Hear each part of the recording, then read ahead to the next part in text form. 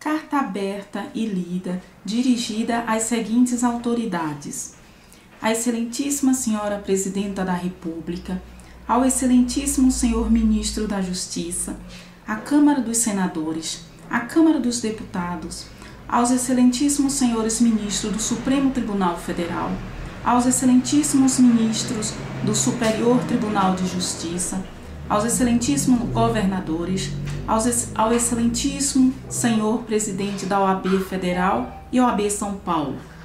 Excelentíssimos Senhoras e Senhores, como é do conhecimento de todos, a República Federativa do Brasil constituiu-se em Estado democrático de direito e um dos seus fundamentos é a cidadania. Esta podemos identificá-la como o exercício pleno de vários tipos de direitos civis, políticos e sociais. Para que haja democracia, os governados precisam escolher seus governantes. Assim, participa da vida democrática no compromisso assumido pelo voto nos seus eleitos. Participa do processo de construção do destino da própria nação. O exercício do voto é um ato de cidadania, mas não é o único. Apenas escolher um governante não basta. É preciso sentir-se responsável pelo bom funcionamento das instituições.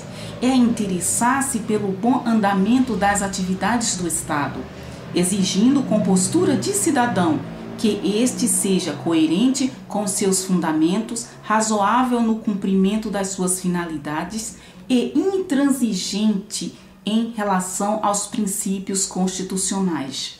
O Brasil é um Estado de direito porque possui nas leis a limitação do exercício do poder político e é um Estado democrático porque o poder político é subordinado à soberania popular. Razão que, mediante esta carta, dirijo-me respeitosamente a vossas excelências, como cidadã, a participar-lhe de fatos que diz respeito a um dos fundamentos da República Federativa do Brasil, a cidadania. O trabalho não remunerado é trabalho escravo.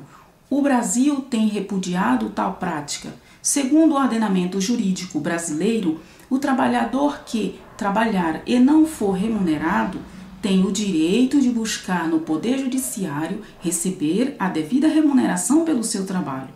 O Poder Judiciário não deve discriminar entre pessoas de cor negra, parda ou branca, nem de sexo masculino ou feminino, nem de poder aquisitivo, se pobre ou rico. Enfim, não deve fazer quaisquer distinção de natureza alguma.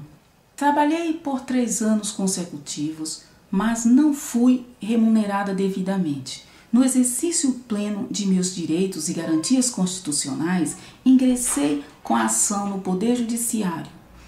O juízo se recusou a apreciar as petições, não valorou as provas e cancelou a distribuição da ação. Ingressei pela 2ª vez. Desta vez, o juízo produziu provas nos autos para desconstituir o meu direito.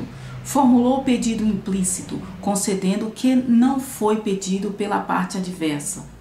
O ofício cível desse juízo certificou e deu fé em certidão de teor falso, causando-me muitos prejuízos. Acolheu os embargos à execução intempestivos e os julgou procedentes. Suspendeu a execução sem haver pedido da parte, sem haver garantia do juízo.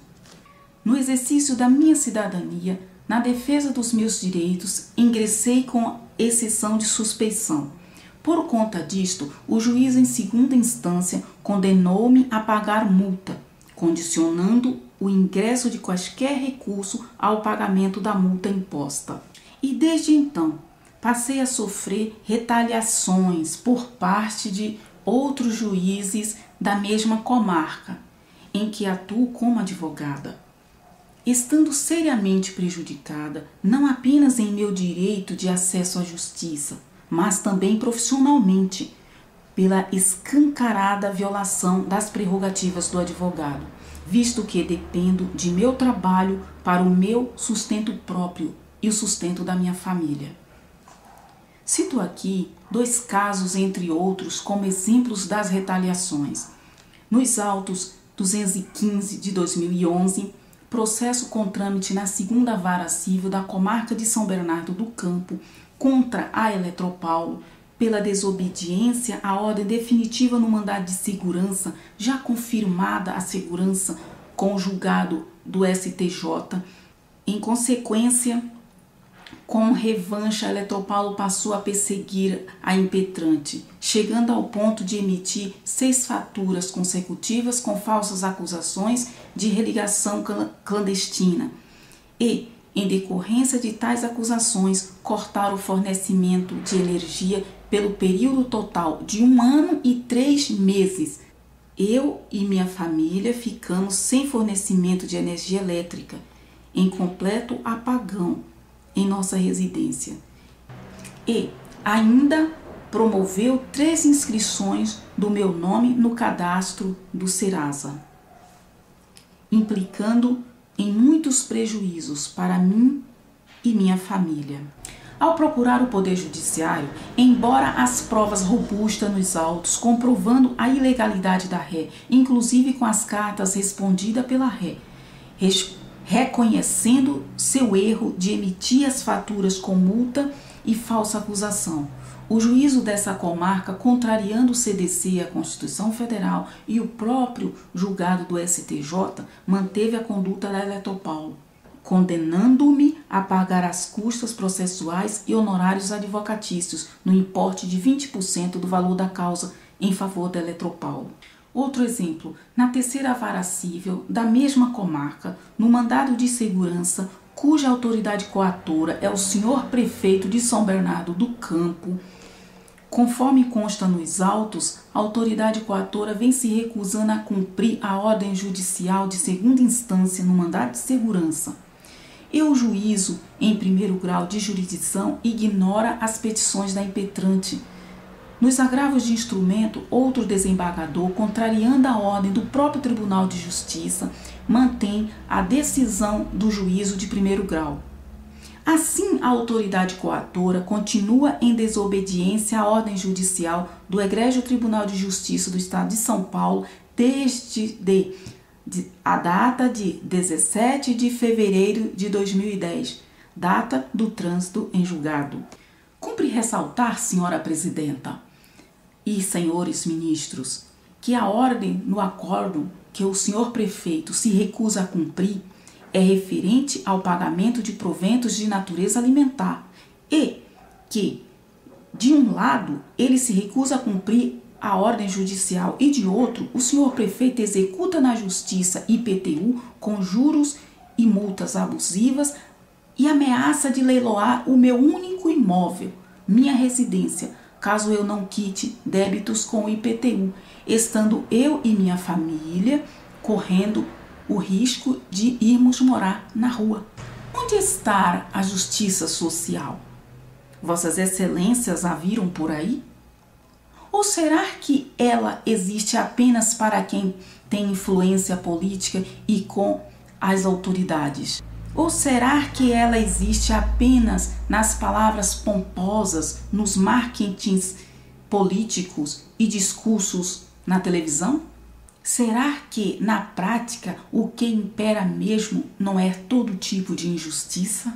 Não se discute aqui o julgado das decisões do ponto de vista legal, posto que tão somente o Poder Judiciário é apto para dizer o direito e assim que deve ser.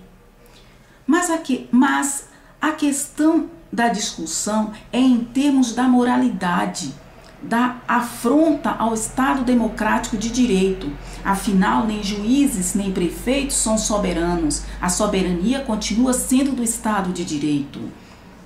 Imagine, Vossas Excelências, se casos como o meu começarem a se repetir e cada vez que um jurisdicionado se vê lesado em seu direito, buscando a proteção da lei, mediante o Poder Judiciário, o ofensor for inocentado, independente de lei, e o lesado passar a ser perseguido pelo ofensor? E seu advogado passar a sofrer retaliações? Aí eu lhes pergunto, como ficará o Estado democrático de direito? E onde estará a democracia? A indignação que motiva-me a escrever estas letras diz respeito à falta de segurança jurídica na administração da justiça, afrontando cláusulas pétreas, extrapolando assim o meu interesse como jurisdicionada e passando a ser de interesse social, uma vez que, segundo o artigo 60, parágrafo 4 da Constituição Federal, não será objeto de deliberação a proposta da emenda tendente a abolir os direitos e garantias individuais. Lembro-me com ternura das saudosas palavras de esperança do ilustre doutor Ulisses Guimarães, em seu discurso na Constituinte, em 27 de julho de 1988.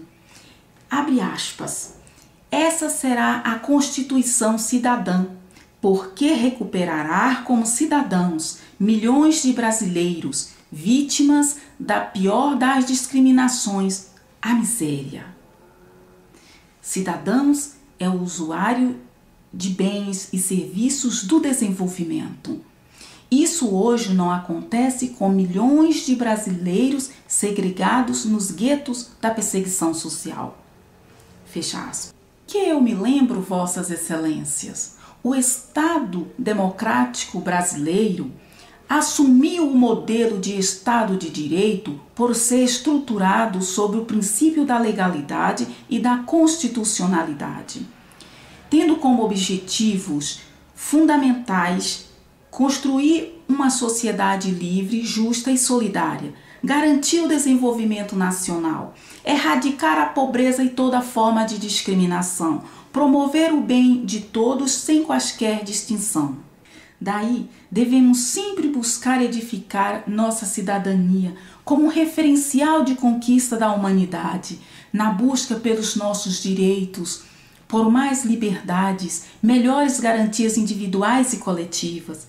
Nunca devemos nos acovardar e nos acomodar ante dominações arrogantes, prepotentes, totalitaristas, seja do próprio Estado, seja de partidos políticos ou de outras instituições ou de pessoas que só se importam com seus privilégios, promovendo a opressão e a injustiça contra uma maioria desassistida e que não se consegue fazer ouvir diante das autoridades.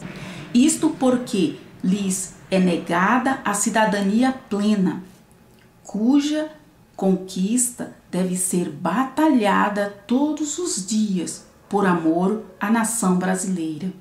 A justificativa que eu me arrisco a escrever-lhe esta carta é por amor a São Paulo, à Bahia, ao Norte, ao Nordeste. É por amor a toda a gente brasileira, o negro, o pardo, o branco, o mulato, o índio, amarelo, todos.